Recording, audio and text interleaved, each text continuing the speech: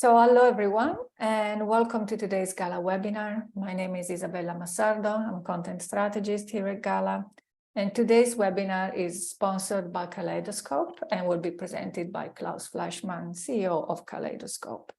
He'll talk about how to free your project managers from the burden of translator queries and how to benefit from an improved linguistic quality with systematic, efficient, definable, and collaborative workflows, and much, much more. Klaus doesn't need any introduction, but I'm gonna do it anyway. Klaus grew up with languages and computers in Austria and the US. He studied conference interpreting in Vienna and Monterey, California. And he studied also technical communication at Danube University Krems. After spending many years gaining experience in the US translation industry, Klaus founded Kaleidoscope as a consulting and software company for international documentation in 1996. Since 2000, Klaus is also CEO of Eurocom translation services based in Vienna. And from 2015 to 2019, he served on the GALA Board of Directors. Klaus regularly presents lectures at university courses on terminology, translation management, and global content strategies in Austria and abroad. You all know the drill, so feel free to use the QA box to submit any questions you might have for Klaus. And I would invite you to do so throughout the whole presentation as you think of them. The webinar will be recorded. I will send you a follow-up email with a link to the recording as soon as it is available on our website. So for now, I'm going to go backstage and leave the floor to Klaus. Enjoy. Thank you very much, Isabella, for this great introduction. I'm actually going to, also, first of all, welcome to all of you. Thank you for joining. It's actually an amazing number of participants. So I hope you have enough licenses on this tool. Which shows me, no, I'm sure you do.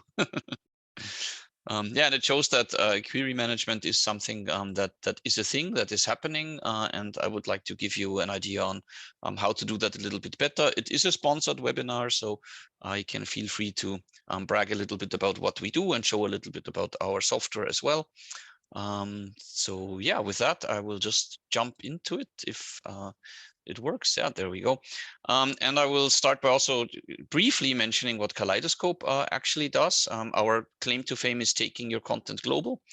So we have to do with content, we have to do with multilingual content, and basically we work mainly for end customers to help them create, translate, manage, and deliver their content. And in these modules, we do help customers organize, build up content management system, modularize content, building up taxonomies, content strategies, things like that. We have been a partner of originally Throttle, then STL, RWS, and now the brand is again called Throttle. So we do help our customers also implement translation technologies, very traditional and machine translation technologies, of course. And we have our own suite of products on the Calcium content quality platform, which help, I would say both end customers, but also LSPs, depending on what you are. I'm assuming most of you are LSPs, since this is GALA, and GALA is still mainly LSPs, even though not only, fortunately, because it's nice to have everybody from the industry as part of this organization, of course. And we help manage certain components or certain parts of, let's say, this global content supply chain, so to speak, hinging on quality management and dynamic quality management. Fit for purpose is being talked about, and the new ASTM came out. So I'm thinking that there will be a lot of talk about quality management in the nearer future. I hope so. But also corporate language, terminology, as Isabella mentioned. We like to sometimes also call it corporate language or terminology, depending on where you use it. A little bit around workflow, automation, interfaces, things like that. And one of the things we have is a query management tool, and that is the topic of today's presentation. Of course, we also help customers deliver global content. And many of these things we do as a software solution, which would then be Kaleidoscope as a technology company, or also as a managed service, which is something that is growing and people are more and more interested in. So basically meaning outsourcing the operation of certain things and outsourcing things like, I don't know, terminology management, for example. As I said, in this management pillar of these 4 quadrants that we have is Calcium, our content quality platform. And I would briefly like to zoom out and talk about what this entire platform is, and then zoom back in or zoom even more in and talk about query management in particular. So how do we think in our platform and in our approach to quality management? How do we think it should be done? Well, to start with, there are, let's say, linguistic requirements that you need to define. As always in quality, you need definitions. Otherwise, if you don't define what you expect out of your content, monolingual or of course global content, you can't really measure whether you have actually achieved it. So it starts out with the actual words.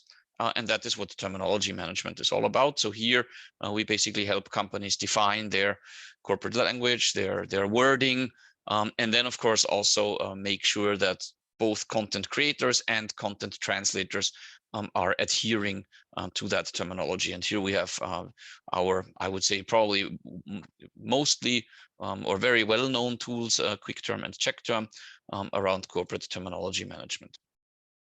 Another aspect of quality that you need to define is what kind of quality you expect from a certain content or a certain translation.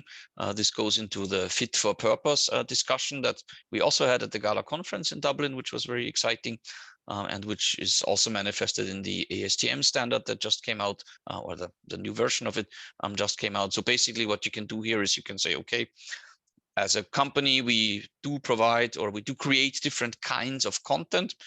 Let's define these. And there's obviously content that has a lot of value, that has a lot of business impact, that is very brand relevant. And then, of course, there might be content which is less so.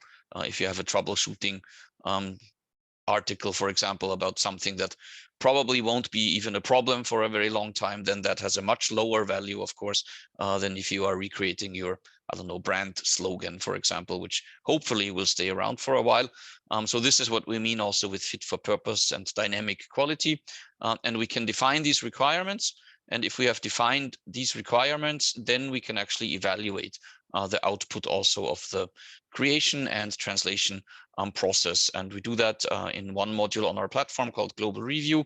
As the name says, this is a review platform, but the idea is quality evaluation. So here we say, okay, for example, if I am evaluating let's stay with the troubleshooting article, you might have defined, for example, that style really is not important or not as important.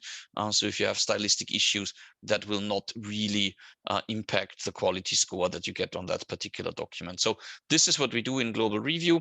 And one interesting thing is that we very often base the evaluation on samples.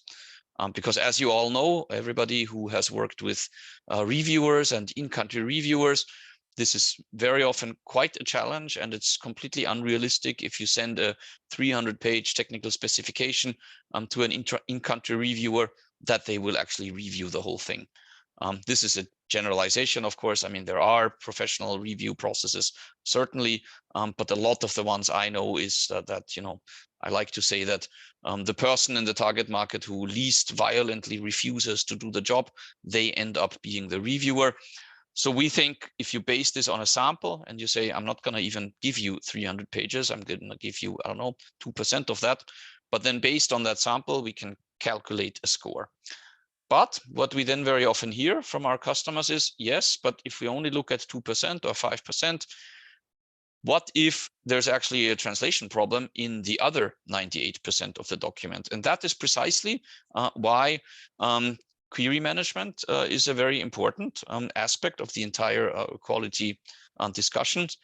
Because if we really very proactively try to find problems in the source text, find ambiguities, find even errors, I mean, one or the other in the audience might have actually come across an error in the source text already once. That does happen, some say. But if we can detect those and then share those also in the translation team, for example, if you have 20 target languages, make sure all the target languages are made aware that there's actually a problem in the source text, then chances that this error actually does not even happen because we detect it are much higher. So this is where query management comes in. And of course, the title of the webinar is how can we get rid of this burden of query management? But one thing I can spoil that already. One thing I want to really make clear also from or in today's presentation is it's not really a burden. Query management is actually something that builds up a lot of know-how, a lot of knowledge, and it is very important to the overall quality management circle or process. And then, of course, in all of these steps and with all of these things, it's always very important to generate and track KPIs, key performance indicators, or some sort of scores or numbers, because as Peter Drucker, actually happens to also be Austrian, once said, you can't control something that you can't measure, or you can only improve things you measure. There's many different ways of this quote, but essentially that's what he said. If you don't have a baseline and you can't measure whether you're improving or where there are, I don't know, peaks or valleys in your performance, it's really difficult to actually go in and in a very targeted way to actually improve your process. So it's important to track KPIs.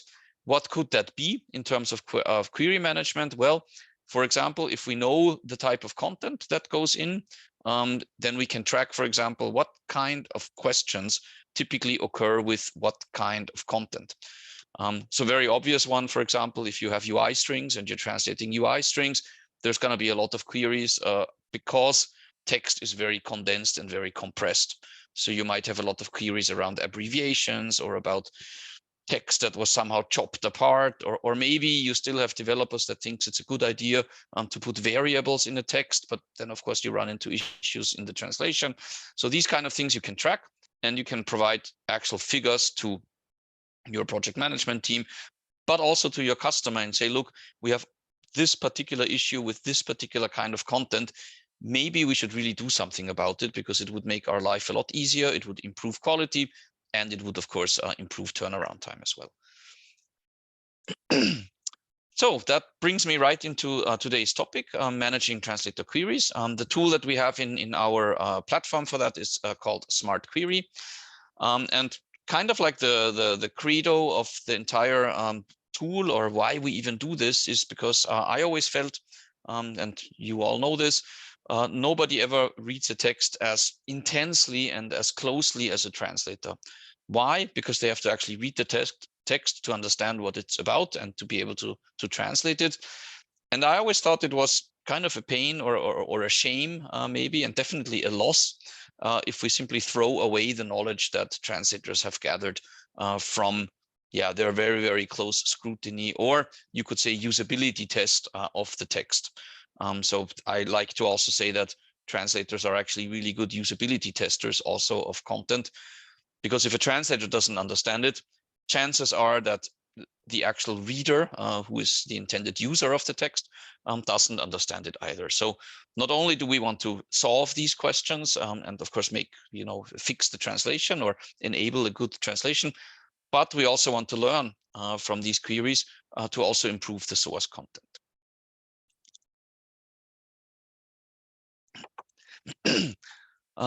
So zooming in a little bit into query management, what do we see very often when we look at how companies or LSPs actually manage queries? There's really two ways that we see this happen. One, of course, is Google spreadsheets, Google Docs, or Excel spreadsheets, or something like that. So basically tables, files, where there's a lot of copy paste, a lot of manual work going on. It's typically done ad hoc. It's typically done per language or even per project. So for example, if you have a project in 10 different languages, very often you'll have at least 10 different Excel sheets. And of course, the first problem becomes imminently visible. What if, let's say, the German translator, because they're always particularly precise, what if the German translator finds a problem in the English source?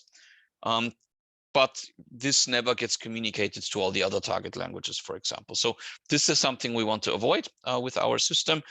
We actually want to enable reuse. So if somebody detects a problem, we want to show this problem to all the other translators in the project, but also to the customer, also to the author who actually created the text, because very often they're actually also interested in finding out if there are problems in their source text.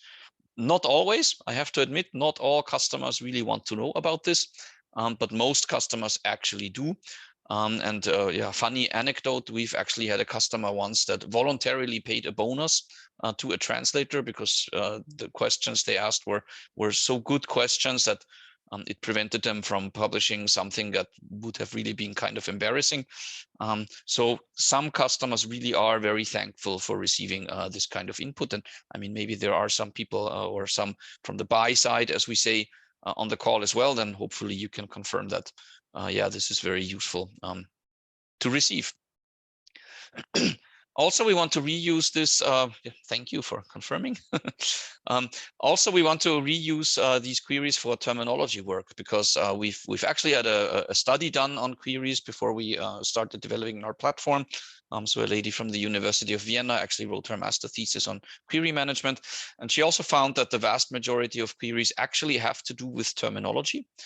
So they are a very valuable source also for terminology. And it's actually very interesting, in a different study that we did around terminology and queries, is that sometimes if, let's say, the terminologist in the source language looks at the text and identifies potential term candidates, sometimes the translators actually identify different term candidates, because there might be things that are, I don't know, culturally difficult or very different in their particular culture. And that would have never occurred to the source language terminologist as actually being something worth storing in a term base. So this is also a very important basically side effect. But what, of course, this means, if you do all this in tables, is it's a lot of work to do this. Yeah, so this is the status quo, and what we do in Smart Query really is we want to bring this into a very collaborative process. So we want all of the stakeholders to work together on one platform. And when I say stakeholders, I mean translators, project managers. Some even have query managers that exist, but of course also end customers, and they should work together. It should be collaborative, because it can happen that one translator has a question that actually another translator can answer. And then why bother the customer if we can solve it ourselves on the translation side? Or maybe the project manager can answer it, or not. And then, of course, we should bring in the customer as well. Yeah, we have in our system, we have the ability to build workflows. So we can say, for example, if you have a scenario where you have an end customer and a multi-language vendor and several single language vendors and freelancers, of course, you have to design workflows. So if a freelancer asks a question, where does that go? Probably not directly to the end customer. It probably wants to be moderated. So embarrassing questions, or maybe not even embarrassing, but maybe they ask in their language and the customer doesn't even understand that language, or can't answer the question because it needs to go to the reviewer because it's about the target language, etc. So we have workflows that you can build. How do these things actually flow around? And then, of course, we have tasks, and everybody has a task list. So rather than having a table where you're never really sure, well, which of these things do I actually have to work on currently, and it's kind of difficult to filter, we have actually task lists in our system. So it's very clear when you log in, you see, I have 13 things that I need to work on, either because they came back to me with an answer, or because somebody asked me something, depending on who I am, of course, in the process. We want to avoid Excel files and emails because, of course, we want to store everything in a database so that we can filter it and discover it, and we don't ask the same question twice. That said, it was very funny when we built the very first version of Smart Query, which is, I don't know, 15 years ago. It's actually an old product, just in new clothes on our new platform. The very first customer that we rolled this out to as a proof of concept said, oh, this is really cool, but can I please export the queries into an Excel file? So here we are back in Excel. So yes, you can do that. Of course, you can take them offline in Excel and answer them all in Excel. In German, we always say Excel, but of course you say Excel in English. And then you can upload it back, and the database will be updated, and the task goes along into the into the workflow. We, of course, automatically search for existing queries. So if a translator asks something that has already been asked, they can either see the answer. If it's answered already, they can see, okay, great, this was answered already. Or actually, they can even see this already, for example, in Throttle Studio. So they don't even have to ask the question anymore. But if it's not answered yet, they can, for example, also subscribe to it and say, okay, this is cool that somebody else already asked this. Please let me know once the answer is in, because I also want to know the answer. I already mentioned that we can share the queries with all stakeholders. And one thing that is also very interesting, particularly for project managers, is that, of course, we can track queries. So we know for each project, for each language combination, for each file, all the way down to the actual segment, where does that query belong to? So what that allows you to do, for example, is as a translator, if you get an answer, you can jump directly to the segment where that query arose, and you can fix the translation or change the translation or not if the answer just confirmed your idea anyhow. But for the project managers, on the other hand, it means that when you're done with the project, you can check whether all the queries for this project, for example, were already answered, or if there still are open queries, and where those open queries actually are. I already mentioned we have an integration into Throttle Studio. Studio is nice because we have the App Store, and we can actually manipulate the UI. You will see this afterwards. I'm giving a short, not completely live demo, because that's always risky in a webinar. So I took a video, and I'll show you a video. But here in the screenshot, you can also see we actually have a query window. We have a few buttons on the UI. So you really don't have to leave Throttle Studio in order to work with our query management solution. You can track all of the queries in here. You can also see queries from other translators, which of course is interesting, because if you're translating a sentence and somebody asked the automatic search, okay, I'm getting a question about the automatic search, I'll actually show that in the video. So I can show you how that works. Where was I? Yeah, so you can see if other translators had a question about, for example, the particular segment you are currently translating. So it's a little bit like terminology recognition. You could say it's query recognition, so that you can see, my colleague from the French division, or you might not even know them, of course, if they're freelancers, they had a question here. That's interesting. So I don't have to ask it anymore. Or even worse, I wouldn't actually even have noticed that this is a problem in the source text. I already mentioned this. We can search and filter this, of course. We are working on ways to integrate this into other cut tools. So I'm always asked, well, what about, I don't know, all the other cut tools out there? So we are currently working on a browser plugin. So everything that is browser based, you will be able to have a plugin or extension, I think it's called in Chrome. Every manufacturer uses a different word for that, terminological problem. So we will be able to do that. And we also have a little desktop tool. So those are coming up where basically you can say, this is my username, I'm working on this project currently, this is my language combination, and you define a hotkey. And then you can just click and press a hotkey, and that query will be sent to the server. So then we'll have at least a workaround for all the other tools as well, where you might want to have an integration.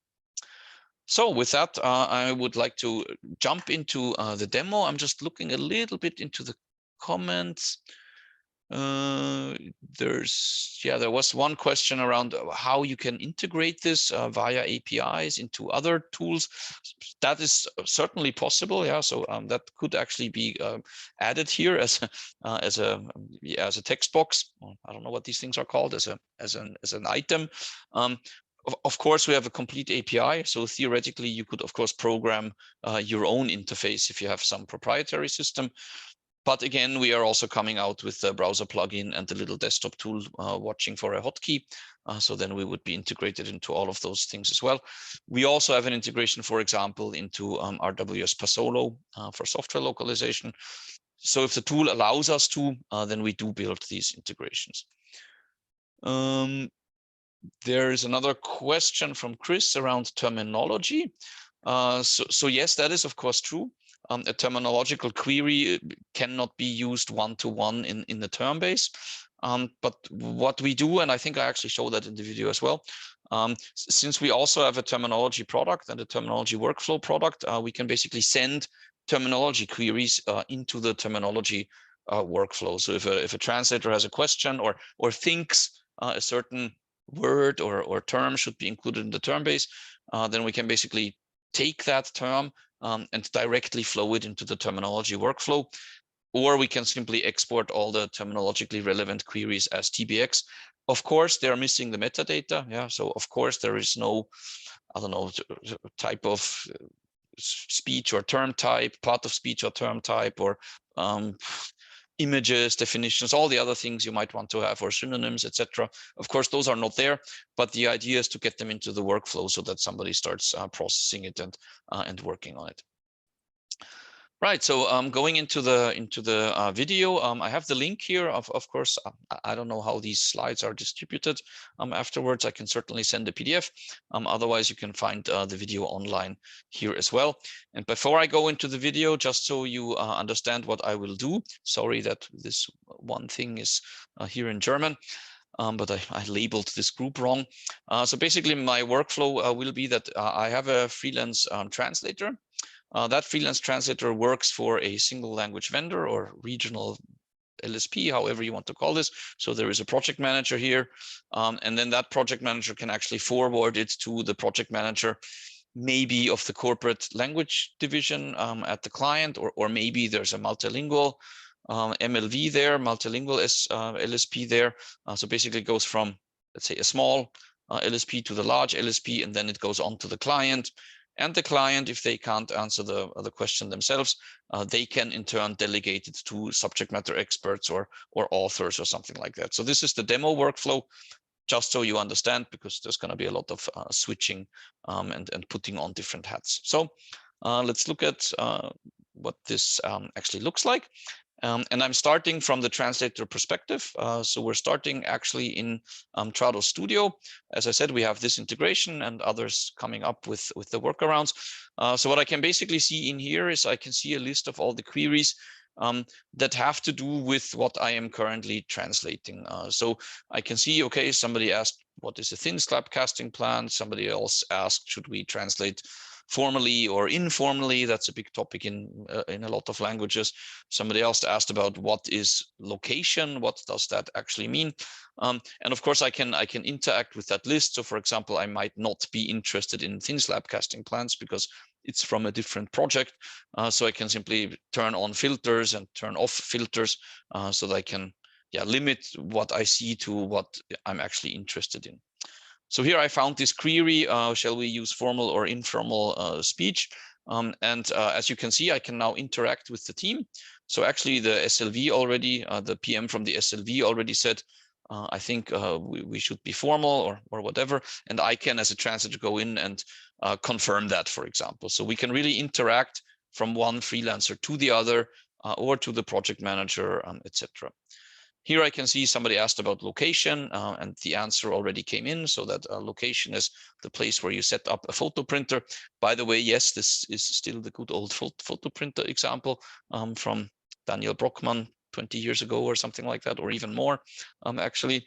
And here I come to the next sentence, and here somebody did a change, a very interesting change, because they said allow at least 12 kilometers clearance behind the photo printer, which of course doesn't seem to make a lot of sense. So this is the typical thing that an attentive translator will stumble across and say 12 kilometers, that sounds like an awful lot. So what I'll do here is I'll actually ask a query. So I highlight this and then I press a shortcut either here, or we have another one up there in the ribbon where I will ask the query. And this will actually pop open a browser window, which is pre-populated with a lot of information. So we already know the project because we got that from Studio. We know the language combination, we know the context sentence, etc., etc. And then when I start typing, we actually in the background are starting to also search the database to see if something like that was already asked. And this is actually the first query in the system, so no, but I will show a little bit later that we can actually find that as well. And just slowing this down a little bit. So basically, we pre-populated a lot of the stuff already, except of course for the question. So we can't guess the question yet. Maybe we will be able to do that in the future, but not yet. So as a translator, I type in, are you sure this is 12 kilometers? My idea is it's probably 12 centimeters. that makes most sense. I mean, it could be inch as well, but centimeter seems to make more sense. I can have a little comment. So this is very similar to Jira or Zendesk or other bug tracking systems, which, by the way, are also often used for query management, but of course they are not as precisely tuned to the actual translation use case. So for example, sharing is a little bit more complicated. Integration into cut tools is complicated, and they are quite expensive actually. So I would recommend obviously using our tool. You can add attachments, you can add a priority, you can add a deadline. So for example, if you say, well, I need this obviously before I return the translation, you can also set deadlines here. And then I say, okay, I'm gonna ask this query.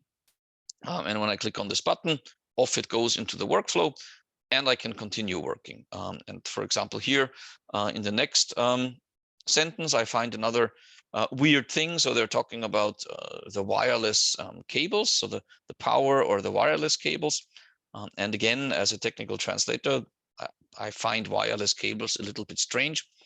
So I will ask that again as a query. By the way, we pop this up as a browser window. So theoretically, you could just leave that in the background and continue translating and then fill out all the data afterwards. But if you want to do it immediately, you can obviously do it immediately. So here I'm asking the question, and off it goes again into the workflow. Just to show you how we actually search for something that already exists, I'm actually going to ask the same question again.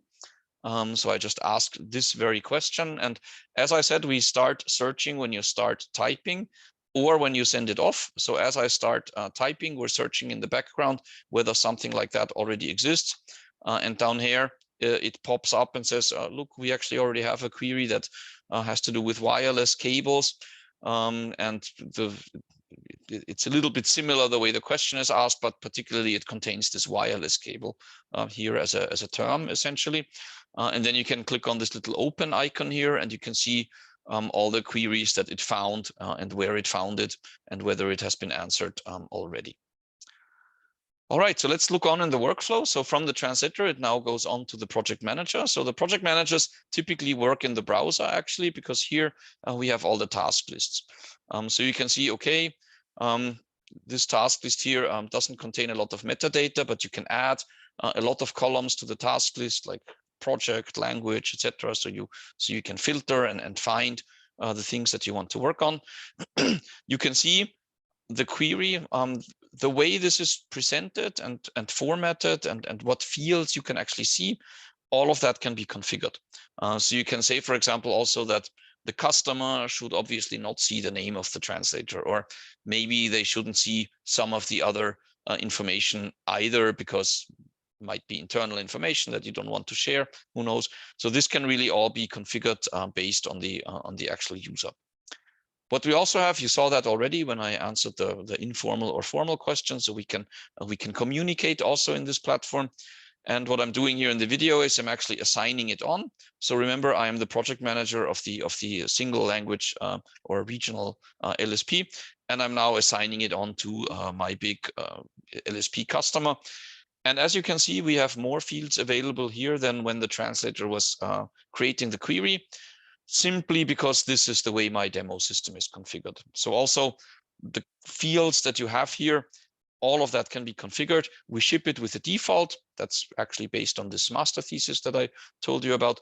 But you can freely configure all the fields and also configure which fields should be mandatory for what user. So for example, for the client, you can make the client answer a mandatory field, so they can't send back a query without actually giving you an answer. So here I can do things, for example, like adding a category so that we can create these KPIs, for example, or I can flag it as a term candidate so that we can then do an export to the term base. I can add a comment again, like in the bug tracking systems, and then I can assign it on. So with that, I basically put it on the task list of my main LSP project manager, so to speak. Theoretically, this could also be inside your organization. So it could be that you have, I don't know, a project manager for Spanish, and then you have a central project manager for everything. You could, of course, also have that workflow. So everything is, customizable. So here I put the comment as well, and then off it goes to my MLV project manager. Now logging in as an MLV project manager. This looks very similar. Of course, they might have a little bit more queries because they get it from all of their vendors. But here, unread, that's why it's bold. We can see this 12-kilometer query. I can, again, open it, for example, add information to it. Again, this could be different fields than previously. Interesting what I can do here, if I have the rights to do that, I can actually add users or subscribers to this query. So if I notice, this is actually a really good question. Yeah, 12 kilometers. This is also relevant for my other stakeholders or my other participants in the project. I can simply click on them. The system knows who is participating in this project. And oh no, now I went all the way to the beginning of the video. Let me see where I was. Somewhere here. Sorry about that. So I can, yeah, I think I'm getting closer. I can add these subscribers to it. And that way, these translators will also see it on their task lists. They will see it in Studio if they have that integration.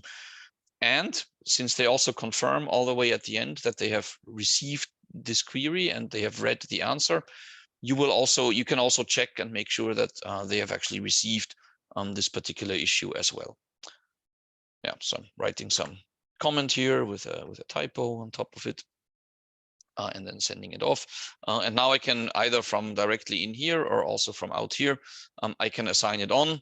In my workflow, I only have one next place basically to assign it on to. If I had more, I could choose who do I assign it to. And this one I'm just going to quickly assign because I have no idea what this question is about. And then let's look at the customer. So this is now the end client, or if you are the customer, this could be your authoring division or your different departments that you are working for inside the company. And you can see it looks exactly the same. Yeah, why would it look different? It looks a little bit different, actually. You can see that they don't see as much information, as I said, because maybe you want to hide certain names. Here in the chat, for example, they're actually not anonymized. This is also optional. You can completely hide the usernames here as well, of course. And then I answer it. And as I answer it, of course, the client answer now becomes a mandatory field. So I can put my answer there and say, yeah, thanks for catching that. Great. We'll also fix it in the source, of course. And I answer it. And with that, it goes the way back, again, depending on how the workflow is designed. Does it go all the way back to the translator or go back only one step to the project manager? So all of that you can define. As an end customer, I can also assign it on to subject matter experts if I want to. So if I don't know this either and I have to go to somebody else, I can actually create those users and then assign it to them. And of course, it comes all the way back to the translators, as I said, depending on how you configured your workflow. What we find useful at this point is that apart from the client answer, we also have a field in here that is actually the project manager answer. Because sometimes the client answer, I mean, it technically answers the question, but it doesn't really help the translator. In this case, it actually would. Yeah. So now the project manager is just confirming, yes, please use 12 centimeters, but maybe they need to put it into French or something like that. So that's why we recommend having a separate field for that. And then in here in my Studio plugin now, if I don't have Studio, of course, I would work in the browser as a translator as well. So I would have my task view there. But of course, the Studio integration is nice because I have it directly inside the file. I can just double click it. It jumps to the right segment. And as I said, I can now mark it as finalized. So that basically tells the project manager that this translator has seen the answer and theoretically agrees with the answer. Otherwise, they would return it and send it back into the workflow. There's a question here in the meantime. Been quite a while, sorry. So yes, the question is Smart Query also available standalone? Yes, then you just don't have that integration in Studio. The translators would just go into the browser, click on Ask Query, and then they fill out the same form that you already saw. Right, so let's look at some more details. You know that terminology is my my personal strong suit. So how does this work with terminology? Of course, on our platform, we have terminology management as well. So we have query management here, and we have terminology management on the same platform. And of course, this kind of looks like a term base already because we have different fields, we have languages, etc. But as somebody actually mentioned in the chat, of course, the term base has completely different data categories than the query management system. So what we actually do is we can convert. That was a little bit too quick, maybe. We can convert a particular query. In this case, I'm just selecting one query. I could select all of them or do it automatically by filtering. I'll show that as well. I can convert that to a term request. So in this particular case, I'm sending it into the QuickTerm terminology workflow. If you don't have QuickTerm, well, there is the possibility of obtaining it. But what we can also do is rather than passing it on as a request, we can simply export all the queries, for example, as a TBX file. But what we have to do, of course, is we have to map metadata because, yeah, as I said, there is certain metadata in here. It's good because we already have basically a German term, and yeah, this is sorry, this is actually already the term request. This is not the mapping. I forgot how I did the video. So basically, I selected the query. I clicked on request this or send this to the terminology workflow, and now here I am in the terminology workflow part of our platform. So basically, I'm requesting this information from the terminologist, or yeah, telling them to please add this to the term base. And as you can see, it kind of maps. So for example, there was a note in there. There was maybe the customer answer that could become the definition already. And then, of course, the translation suggestion that the translator inserted, that can become the German term, for example. Source can be the name of the project that this was from. So we can map all the information from the query database to the terminology database. I already kind of said everything that you were going to see in the video. So I'm just going to jump ahead now to the next thing I wanted to show you. Also, I do want to leave time for questions. So how do we configure the workflows? That might be an interesting one to look at. So basically, we have workflow editors in here that you can define workflows for different languages, for different projects, for different customers, depending on how your workflows are different, for different query types, for example. And you can basically select here, okay, which group of users can do what things. So for example, here I'm adding a translator group. I'm going to rename them to something. So for example, this could be direct freelance translators. I have a user group in my system, maybe because I got this from the project management system that is connected to Smart Query.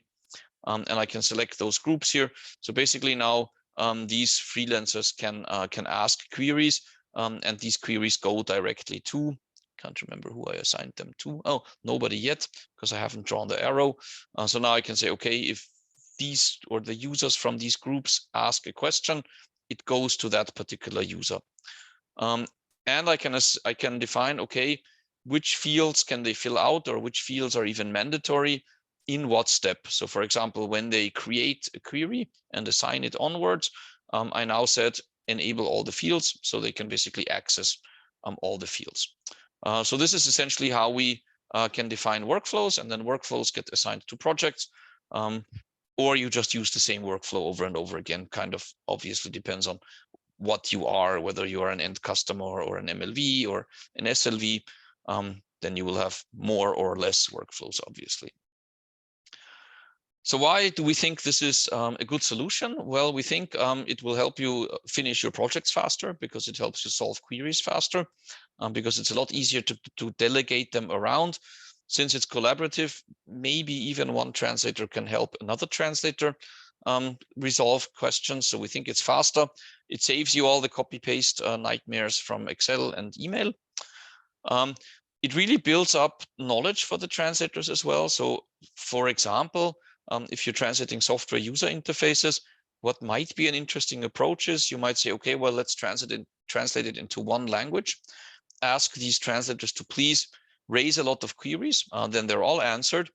And then you can translate all the other languages, because then the queries are already there, and the answer from the customers is already there.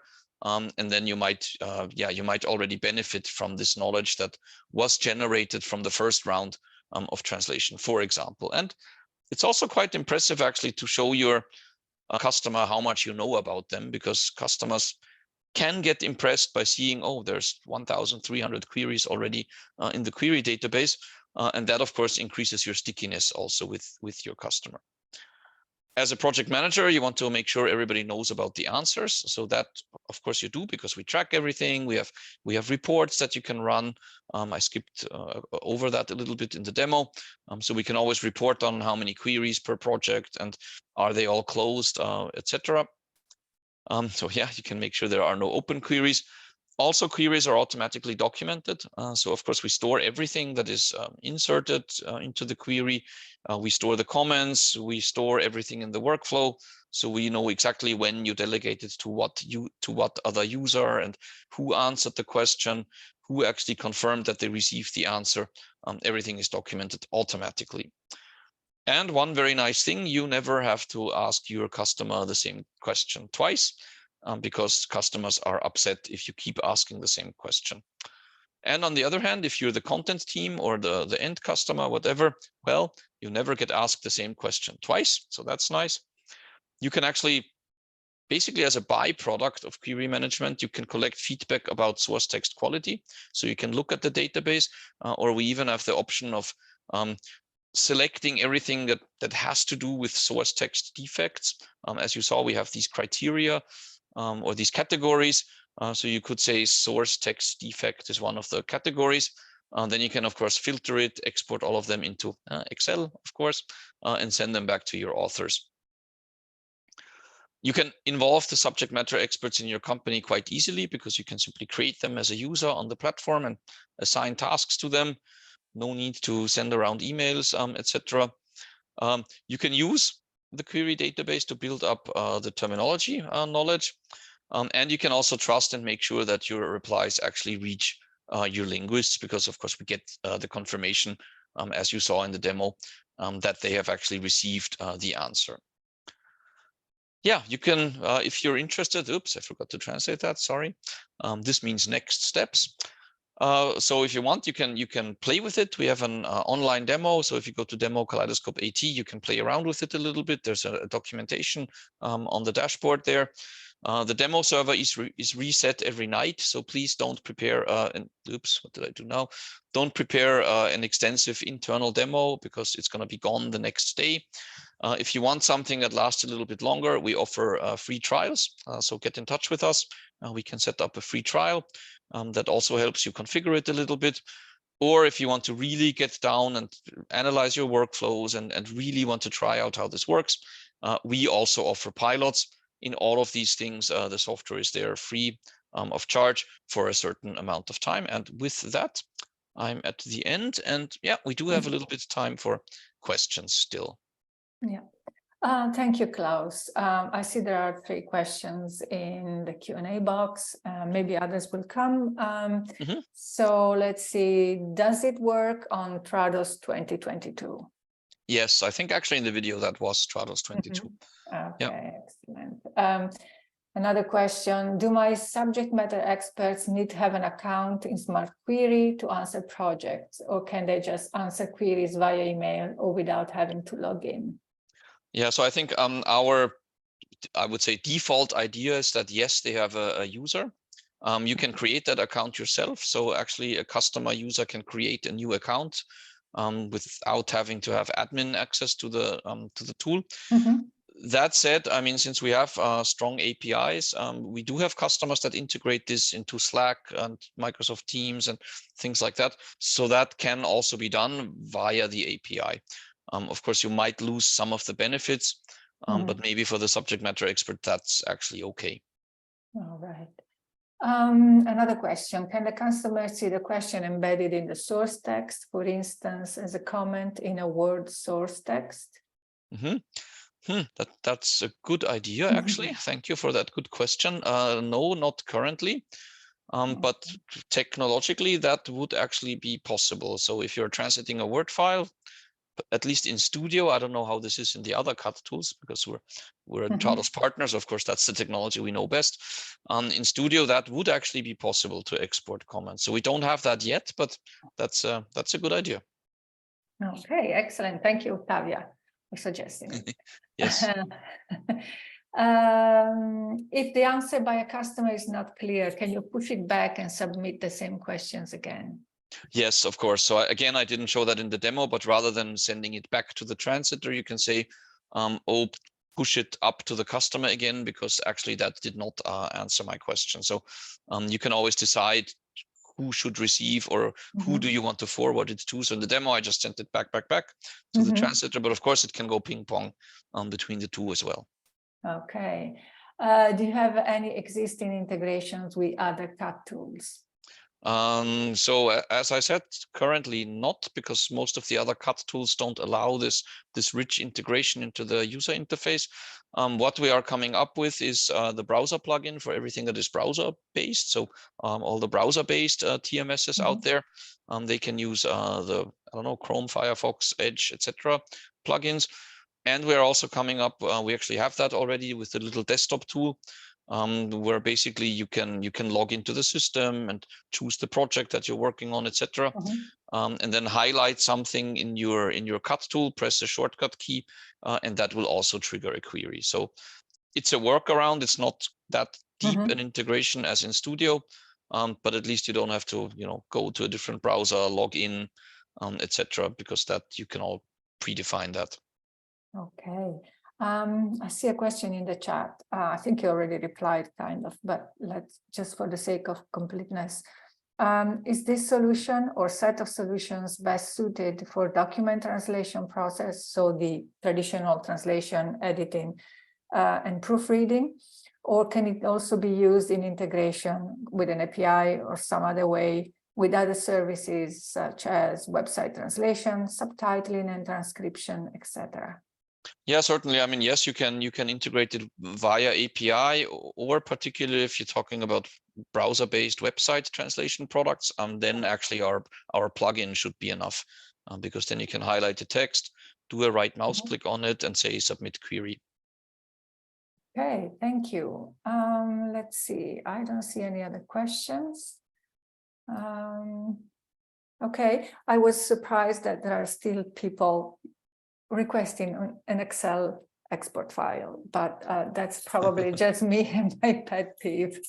Yeah, I mean, if you're offline, then that's a valid thing to want. So I mean, we do have customers that say, I don't know, I'm gonna be in the plane or in the train or something like that, and I would like to work on answering queries, then that's a legitimate thing. But we also see it actually in our translation operation, because I mean, we're also an LSP. Eurocom is our LSP, and there we also hear that request from customers that say, can you please send this to me as an Excel file? So I don't know why either, because that I think it's more difficult to work with, because essentially you need to fill out the entire sheet before you can send it back. Whereas if you work task-based, you can say, oh, these 3 questions I can answer. This question, I don't know, I have to think about it, and the other 5 I delegate on to somebody else. I would find that easier. But we hear that a lot, that customers say, can I please have this as Excel? Okay. Well, let's see. I don't see any other questions. So thank you so much, Klaus, for your presentation. And thank you, everybody who attended and so actively. We would appreciate it if you could just take a minute to give us your feedback on today's session. When I close the webinar, you'll see a post-webinar survey. It'll take you literally 10 seconds to complete it, and your feedback will help us refine our webinar program. The next webinar, just in case you're interested, is scheduled for next Thursday. Hatis Imkrali from Multilingual Connections will present a case study of project management for AI-based language solutions. And the great announcement, we have already opened the registrations for our GALA Academy event for Q2. 4 sessions with Sarah Presh and other experts on international SEO. The details are available on our website under the events menu. Again, Klaus, thank you so much. It was a pleasure having you after such a long time that you presented at GALA. And Thank you. Come back and tell us more about terminology and query management. And for now, everybody have a good day or a good evening. And I hope to see you soon at another GALA event. Bye for now. Bye.